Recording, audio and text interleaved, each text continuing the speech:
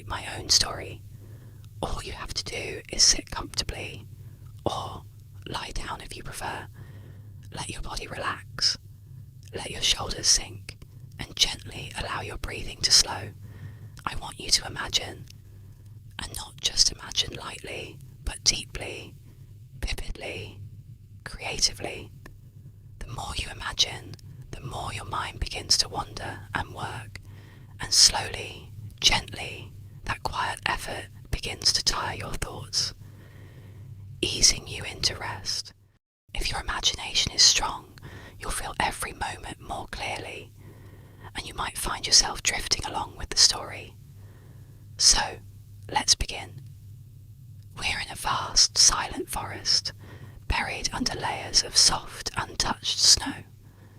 The sky above is dark, not empty, but rich and endless, painted in deep shades of midnight blue. Countless stars shimmer faintly, scattered like delicate grains of silver dust, while the moon hangs low and luminous, casting a pale, ethereal glow across the frozen land. That light reflects off the snow, making the entire forest appear softly illuminated, almost dreamlike, as if the world itself has fallen into a quiet, frozen sleep. The air is bitterly cold. Each breath feels sharp, almost crystalline, as though the cold itself has weight. The silence is heavy, thick, until suddenly we hear it.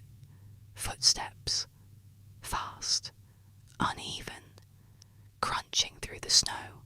The sound breaks the stillness, echoing between the tall, frost-covered trees. From the rhythm alone, we can tell someone is running, not casually, not calmly, but desperately. Each step is hurried, frantic, as though something unseen is chasing close behind. We begin to hear breathing, ragged, strained, and uneven. It sounds painful, as if every breath burns through the lungs like fire against ice. The cold air tears at the throat, leaving it numb and raw. With every exhale, faint clouds of white vapour spill into the night, drifting and vanishing into the frozen air. And then we see her.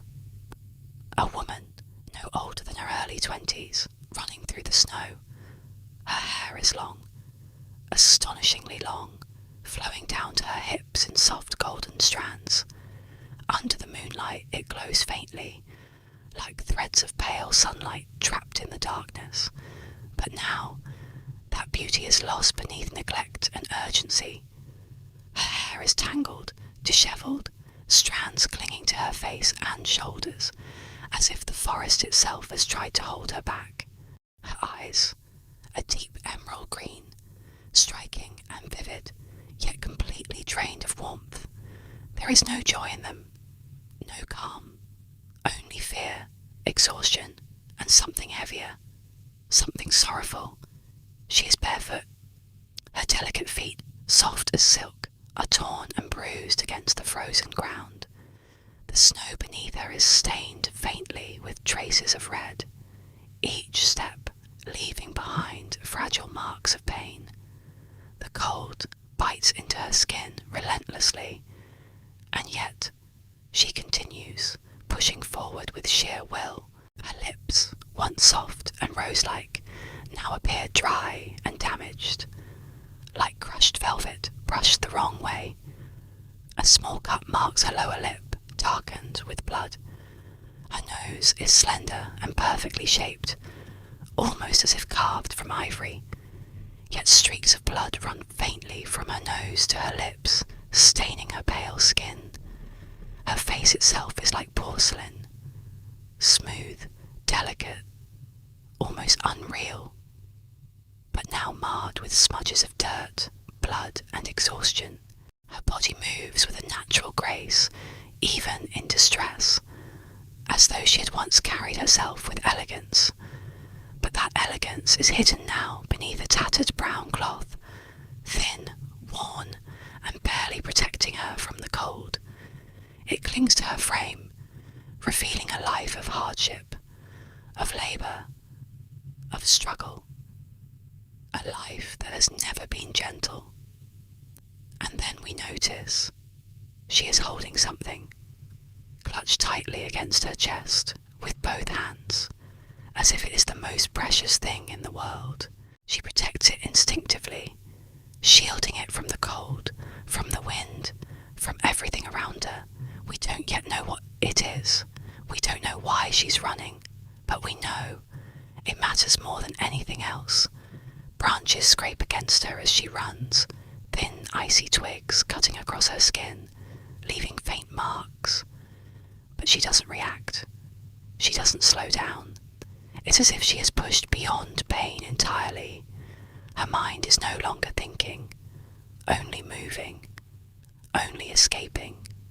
And then another sound, footsteps behind her, more than one, heavier, faster, gaining ground. She's being chased. Her pace begins to falter, slowly, subtly. Her speed decreases. Is it exhaustion? Is it the freezing numbness creeping into her legs? Or is the snow growing deeper beneath her feet, dragging her down with every step? We don't know, but she knows she can't keep this pace forever. Up ahead, a massive tree rises from the snow, its trunk thick and ancient, its branches heavy with frost. Without hesitation, she rushes behind it, pressing herself against the rough bark, trying to disappear into its shadow. She hides. Her body trembles uncontrollably, whether from fear or cold, or both. It's impossible to tell. Her breathing is still heavy, too loud in the silence, and she tries desperately to control it. But her body refuses to obey. The footsteps grow louder, closer, closer, until they stop. Two figures emerge. Two adult men. One of them studies the ground, his voice low and rough. Her footprints stop here. She's nearby, hiding. Panic floods her eyes. She hadn't thought of that, hadn't considered that her trail would betray her. The other man scoffs lightly. Or maybe she's trying to trick us. Either way, we can't go back without her. His voice carries a darker tone, something cruel beneath it. The first man chuckles, then adds, "Hey Rudy, before we hand her over to Lady Lysandra, maybe we can have a little fun. I've had my eye on her since the beginning." The other man, Rudy, responds sharply, "We don't have time for that, Seth." Rudy appears to be in his 40s, his face hidden beneath a thick beard, his body large and hardened from years of labour. In his hand, he grips a heavy axe. Seth, older, smaller, with a rounded stomach and a bald head, looks far more cunning. His eyes gleam with something unsettling. Hearing them, she feels a wave of disgust and fear rise within her, but she cannot move. She cannot make a sound. Her breathing grows louder, despite her efforts to silence it, and she cannot even cover her mouth, because both of her hands are still wrapped tightly around what she carries. The men search, circling, stepping closer, still not behind the tree. But her body begins to betray her. A sharp, burning pain spreads through the soles of her feet. The cold has seeped too deep. She shifts slightly, trying to ease the pain, lifting one foot, then the other. But even that small movement becomes a mistake.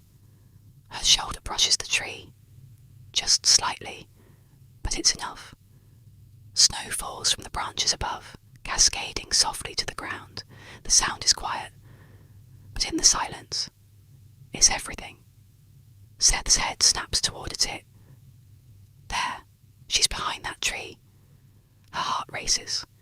She runs, but her body resists. Her feet are numb, heavy, unresponsive. Yet she forces them forward, gritting her teeth, pushing through the pain. Behind her, the men give chase, faster, closer, and then she stops. Suddenly, in front of her, lies a vast frozen lake. Its surface is perfectly smooth, crystal clear, reflecting the sky so perfectly it looks like the heavens themselves have fallen to the earth. The moon glows upon it. The stars shimmer within it, creating an illusion of endless depth. For a moment she hesitates. Fear grips her. But when she looks back, they're too close. So, she steps onto the ice and runs. Her figure, small against the vast expanse, looks almost like a shadow drifting across a mirror. The lake stretches endlessly, swallowing her presence, making her seem distant, fragile. Then, a sudden sharp pain strikes her back. She gasps. A knife has embedded itself into her shoulder. She turns, her vision blurring, and sees Seth in the distance, lowering his arm, a grin spreading across his face as he celebrates the hit. Even he is breathing heavily now, his stamina fading. Rudy shouts, "She's on the lake! She's as good as dead! We can't follow her!" But Seth shakes his head. "We're not going back empty-handed." And so, they step onto the ice. She continues running, but her legs are failing her. She slips, stumbles, barely keeping her balance. Rudy lifts his axe and hurls it with force. It cuts through the air, missing her head by inches, but the handle strikes her slightly, disorienting her. She falters and falls. As she hits the ice, the thing in her arm slips free, sliding away, and finally, we see it, a baby, wrapped in cloth. It begins to cry. "My baby," she screams, her voice breaking. She scrambles forward, ignoring everything else, reaching for the child. She gathers it into her arms just as the ice beneath her cracks and shatters. She plunges into the freezing water, but even as she falls, she lifts the baby above her head, keeping it safe, keeping it dry, sacrificing her own warmth, her own life. The cold consumes her instantly. Her body trembles violently, her breath stolen away. The men stop at the edge, unwilling to come closer as cracks spread beneath their feet. She struggles to move, but her legs won't respond. Still, she whispers softly to the crying child, "Don't worry, my sweet one. Your mother will protect you, no matter what." Her voice is weak, fading. She looks up at the moon, at the quiet, endless sky, and even in that moment, even surrounded by fear, pain, and cold, she cannot help but notice how beautiful it is. For now, this is where the story rests. The night is not over, and neither is her fate. This story will continue in the next part.